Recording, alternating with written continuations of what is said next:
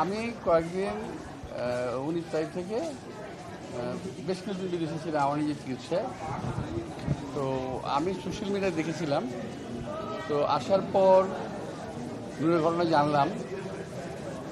তো এখন আমি যেটা দেখলাম, বাস্তবিক ওর উপর যে আক্রমণটা হয়েছে, এটা আমার মনে হলো আক্রমণটা খুবই উদ্দেশ্যমূলক। এটা আমার কাছে মনে হচ্ছে না যে এটা একটা মারামারির মধ্যে কিংবা পিটাপিটির মধ্যে ঘটনা ঘটে গেছে। আমরা তো জীবনে এই ধরনের বহু ঘটনা ফেস করেছি। তো আমরা কিন্তু এই ধরনের একটা অমানবিক আঘাত ওর, আমার মনে হয় গলার উপরের মাথার যে অংশটা, এটা বোধ হয় ভিতরে কী অবস্থা আল্লাহই বলতে পারে। আমি দেখলাম যে যেটা রক্তপাত এখনও হচ্ছে মাঝে মাঝে নাক দিয়ে। তো অবস্থাটা খুব একটা ভালো আমার মনে হচ্ছে না।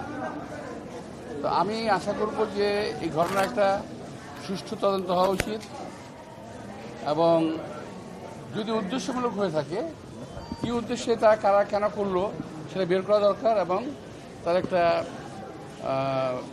বিচার একটা হওয়া দরকার যদি উদ্দেশ্যমূলক হয়ে থাকে।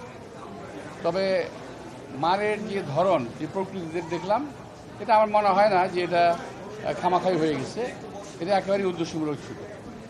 যাই হোক, যেটা হয়েছে এখন আমরা কিছু করতে পারবো না। আমি শুনলাম সরকার সদয় হয়েছে, বলেছে যে তাকে বিদেশে পাঠাবে।